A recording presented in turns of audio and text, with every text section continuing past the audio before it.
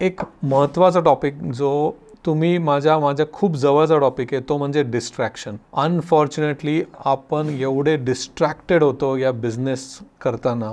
बरेच डिस्ट्रॅक्शन येतात. मी माझा स्वतःचा अनुभव सांगतो की बरेच म्हणजे लिटरली माझ्याकडे आत्ता असे इन्व्हेस्टर्स म्हणा, फ्रेंड्स म्हणा येतात, सागर हा बिझनेस करूया, हा बिझनेस करूया, हा बिझनेस करूया. आणि प्रत्येक बिझनेस आपल्याला चांगला वाटतो, पण हे सगळे डिस्ट्रॅक्शन्स आहेत. सगळ्यात तुम्हाला एक मस्त स्टोरी सांगतो. तुमच्या सगळ्यांना माहिती आहे विजय माल्याजी, ठीक आहे, देश सोडून जायला लागलं. पण कुणी विचार केला का? त्यांचा बिझनेस, डिस्टिलरीचा बिझनेस, बिअरचा बिझनेस बेस्ट चालला होता. म्हणजे मार्केटमध्ये दे वर लीडर्स, सगळं चांगलं चाललं होतं. एक छोटी चीज, एक छोटं डिस्ट्रॅक्शन, त्यांनी ठरवलं की मला एअरलाईन मध्ये जायचंय. एअरलाईन मध्ये पण गेले, विदाउट ड्यू डिलिजन्स भरपूर मिलियन्स ऑफ डॉलर्सची एअरलाईनची ऑर्डर दिली आणि तिथंच सगळं फसलं. म्हणजे प्रत्येक बिझनेस, आणि हा किती मोठा माणूस, त्यालाही हे कळालं नाही, तर आपल्याला तर खूप डिस्ट्रॅक्शन आहेत. तर विजय माल्यासारखं जर एक बिझनेस चांगला चाललाय, त्याला सेट झालाय, सगळं चाललंय, तुम्ही डिस्ट्रॅक्ट होऊन ते जर मोठ्या बिझनेसमध्ये गेले तर किती मोठं फेलियर होऊ शकतं. हे आपण मराठी माणसांनी लवकर समजून,